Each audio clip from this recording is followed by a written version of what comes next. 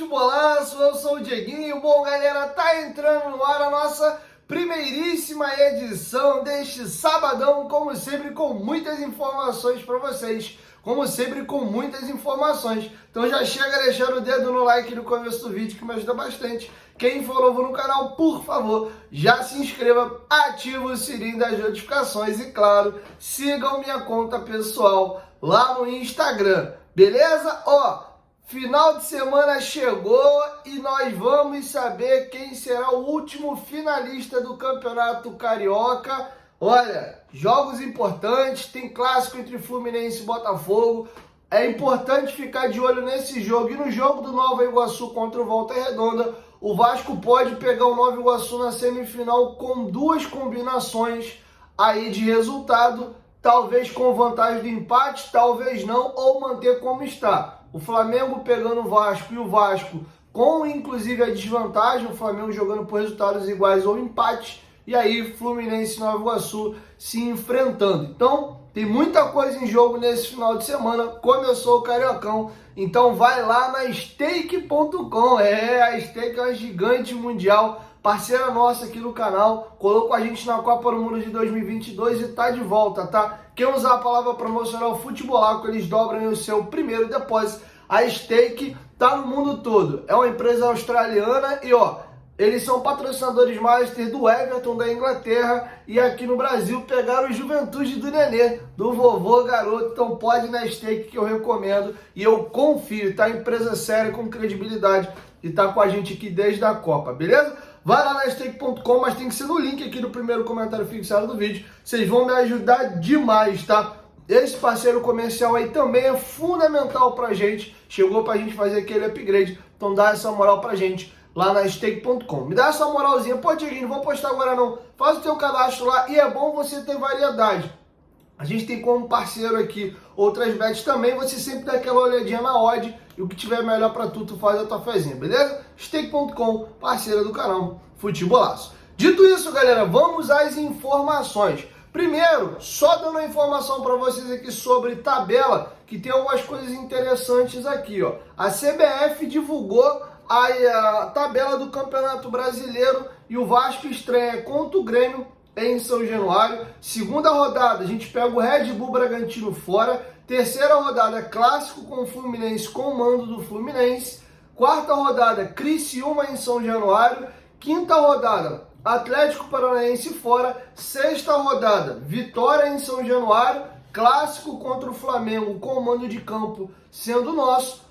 Vasco e Palmeiras lá no Allianz Parque e o Vasco recebe o Cruzeiro na nona rodada. Eu vejo possibilidade do Vasco pontuar bem nesse início de campeonato e largar bem já para não passar estresse, exorcizar alguns fantasmas e a gente ter um ano tranquilo e quem sabe no encaixe de time pensar até em alguma coisa melhor. Depois do Cruzeiro em casa a gente pega o Juventude no Alfredo Jaconi, que também dá para pontuar legal. Aí recebemos o São Paulo em São Januário e vamos jogar. Aí já o negócio encrespa pro lado da gente. A gente pega o Bahia lá na Arena Fonte Nova. Eu acho que é freguesaço do Bahia jogando lá. Aí tem um clássico com o Botafogo, comando nosso. 14ª rodada, Fortaleza em São Januário.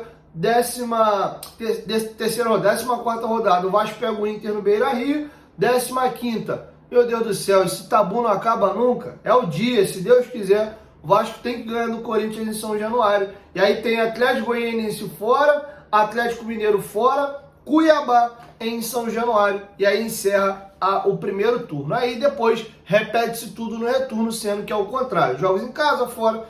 E aí vocês sabem como é que funciona, tá bom? Sobre Copa do Brasil. O Vascão joga na próxima quinta-feira às 9h30 da noite. Às 8 horas da noite, tá? Contra o Água Santa. Lembrando que o regulamento da Copa do Brasil, o time mandante, a única vantagem que ele tem é mesmo jogar em casa, tá? Se o jogo acabar empatado, penalidade máxima, tá? O Água Santa foi vice-campeão paulista ano passado e tem montado um timezinho meio chato nos últimos anos, tá? Jogo encrespado, num patamar superior ao jogo do Marcílio Dias. Mesmo sendo em casa, o Vasco tem que jogar ligadinho aí para não se complicar, tá bom? Diego, terceira fase, a gente pega o vencedor de quem contra quem? Não funciona assim. Para a terceira fase é feito novamente um sorteio, tá bom? Então, por hora, só dá para saber que nós vamos pegar o Água Santa quinta-feira, às 8 horas, em São Januário. Beleza? Falando agora do jogo entre Vasco da Gama e Portuguesa, teremos algumas novidades, tá? Tá aparecendo para vocês aí na tela algumas atualizações das obras no entorno de São Januário. Cara, a pintura tá ficando linda. Gostei muito desse cinza contornado com preto. Eu sou suspeito a falar de cinza, né? O meu cenário aqui do meu escritório, todo ele, são 2 tons de cinza, né? Um cinza escuro, um crômio, preto e branco. É tudo aqui cinza, 2 tons de cinza, preto e branco. Ficou muito lindo esse cinza com preto e a cruz de maltazinho em vermelho. E aí eu frisei nessa imagem, olha o contraste, cara. Agora que o muro tá pintado, olha como o estádio, você vê que grita. O muro pro estádio ao fundo. Cara, passou da hora. Eu não vejo o dia da gente ter um estádio moderno, uma arena nova, maior, confortável, uma coisa imponente. Passou da hora. São Januário tá arcaico demais. Tá muito ruim, cara. Tá muito ruim. Passou da hora já dessa modernização. Tá bom? E aí o que eu queria falar para vocês também é que no jogo contra a Portuguesa terão novidades. Além das pinturas que ainda estão acontecendo, não acabou pintar todos os muros. São Januário é enorme, né? Os muros em volta do estádio, não está pintando, vai levar um tempo até acabar a pintura. O Vasco também terá as catracas com reconhecimento facial no portão 5, tá bom? E no portão 11 para visitante. Então fiquem ligados aí, quem comprou ingresso aí, fez check-in na carteirinha para o portão 5, vai ter que cadastrar o reconhecimento facial, senão não consegue entrar, tá bom? Lembrando que lembra aquele pedido do Ministério Público que o Vasco teria que ter catracas com reconhecimento facial? Isso está sendo implementado aos poucos e terá essa novidade já no jogo contra a Portuguesa. Sobre as melhorias aí em São Januário, quem está bancando é a SAF, não é a associação. O Vasco disponibilizou 20 milhões de reais para melhoria de estrutura nesse ano. Investimento esse que está sendo dividido entre o estádio de São Januário, o CT Moacir Barbosa e algumas outras sedes. Beleza? Dito isso agora, vamos falar do jogo contra a equipe da Portuguesa, tá? Tá passando para vocês aí na tela algumas imagens dos jogadores do Vasco treinando lá no CT Moacir Barbosa. Como vocês puderam ver, o Dimitri Payet está treinando já normalmente. O Vasco tem uma ausência importante. O Zé Gabriel tomou o 3º cartão amarelo e está fora do confronto de hoje. A dúvida é entre Juan Esforza e o Matheus Carvalho. Acho que quem vai jogar é o Esforza, né, pelo investimento pesado que foi feito no mesmo, mas eu não me surpreenderia se o Matheus Carvalho ganhasse a oportunidade de começar o jogo. Lembrando que o Vasco joga com 2 volantes à frente e 3 zagueiros, né, e o Matheus Carvalho poderia ser esse volante segurando um pouquinho mais, mas quando puder saindo ali pela esquerda por ser canhoto, e o Galdames esse volante de perna direita, tá? Se o Ramon Dias quiser esse volante mais paradinho, mais plantado, mais posicional, ele tem realmente o Esforza. São características diferentes. O Matheus tem mais jogo, o Matheus vai mais ao ataque, é mais um segundo volante por característica. O Esforza não, é um jogador mais lento, mais posicional, com boa saída de passe, mas é um cara que fica melhor colocado ali, mais plantado entre os zagueiros, tá bom? Então tá feito o registro aí, treinamento do Vasco dessas imagens foi realizado ontem. E agora aqui a gente caminha para a reta final com algumas outras situações importantes. A equipe do Vitória tem interesse na contratação do zagueiro Maicon, tá? Porém, o Vitória sabe que o negócio é muito difícil e o Maicon não deve topar deixar o Vasco. Apesar de não ser titular nesse momento do Vasco, o Maicon é considerado uma peça muito importante. Sempre que precisa aí, ele acaba entrando no rodízio e joga. Numa eventual suspensão ou contusão de alguém, ele é uma das primeiras peças a ser acionada e o Vasco enxerga nele, além de um jogador que se pode contar tecnicamente, como um líder, tá? O Maicon está completamente adaptado ao Rio de Janeiro, casou-se recentemente e vê importante estar ainda num clube grande, né? Com todo respeito ao Vitória, é uma equipe de uma prateleira menor e o Vasco paga salários em dias já há mais de um ano. Então o jogador tem estrutura, tem uma cidade maravilhosa como o Rio de Janeiro para poder morar. Então, dificilmente o Maicon topará deixar o Vasco da Gama. Sobre os atacantes aí, ou o atacante que o Vasco está para contratar, hoje são dia 2 de março, faltam 5 dias para o encerramento da janela. E ontem começou o chuta-chuta para tudo quanto é lado.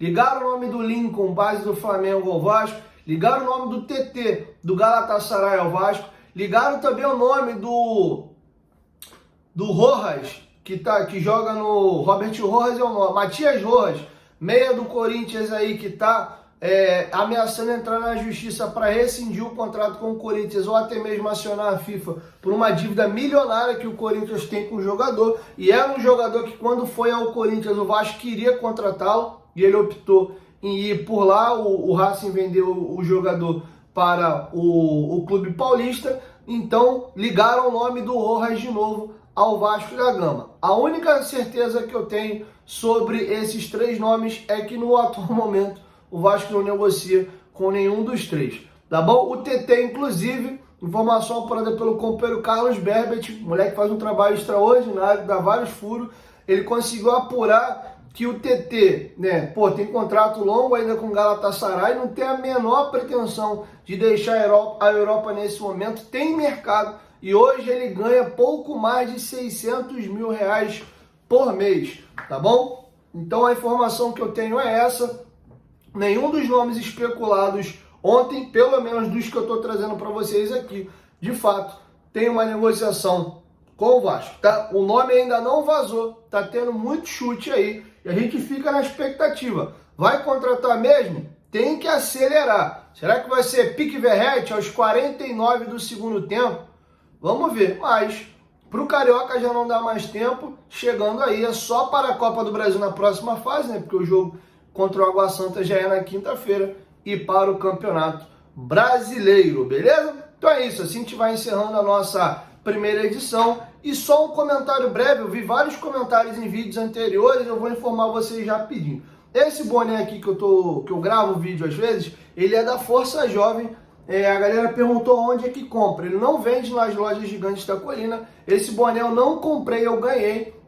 Eu entrevistei a diretoria da Força Jovem 2 vezes lá no Futebolaço Podcast. Por que eu fiz as aspas aqui? A gente foi gravar um episódio, durante o episódio acabou a luz no prédio, a galera até brincou, né, que foi o Luiz Melo que desligou o disjuntor e tal, a gente fez uma zoeira no dia lá, e a gente não conseguiu retornar a gravação no mesmo dia, e marcamos uma segunda oportunidade e terminamos o episódio. Então, quando eles estiveram lá, eles me presentearam com esse boné. Eles até brincaram comigo: pô, Diego, sei que tu não gosta de coisa espalhafatosa e tal, de torcida organizada, então a gente pegou esse boné mais simples. Aqui tem as iniciais da Força Jovem, FJV, Força Jovem Vasco. Aqui tem um soco inglês, né? Essas 2 setas, aqui tem um CRVG. Na lateral tem a Cruz de Malta do Vasco aqui com 3 estrelas. E aqui na parte de trás tem um desde 1970, que é o ano da fundação da Força Jovem, tá? Dá uma olhadinha lá no Instagram dele, chama no direct para vocês saberem como é que faz para comprar esse boné ou outros produtos. Em frente à mega loja de São Januário, num prédio que fica bem à frente. Só você perguntar qualquer um onde é a sede da Força Jovem aqui. Você consegue entrar lá, pegar um elevadorzinho, se eu não me engano, no 2º andar. Tem uma loja com vários produtos deles lá, tá bom? Então tô só dando esse feedback porque eu vi algumas pessoas perguntando no vídeo aqui como é que fazia para comprar o boné e tal. Então agradecer a diretoria da Força Jovem, nas pessoas do Fabinho, que é o presidente, e o Marcelinho, que é um dos diretores. Tamo junto, rapaziada. Sempre me trataram com muito carinho. Um abração para vocês e obrigado pelo presente. Aquele bucketzinho da Guerreiros da Almirante também foi assim. A rapaziada da GDA me deu uma entrevista lá no Futebolaço Podcast. Eu recebi da mão do Foca. Ai, perdão, acho que é Robson, outro menino, acho que é isso. Eles me presentearam, a rapaziada da Ira Jovem teve lá também, mas acabou que não levaram presente, senão eu usava aqui também. Mas, independente de presente ou não, mandar um abraço para a rapaziada lá da Força, da Ira Jovem, o Pablo, que é o presidente, e o Bozó, que teve junto no dia do episódio lá. Valeu? 1, 2, 3, Futebolaço, tamo junto, família, e logo mais eu volto com a nossa segunda edição. Tamo junto.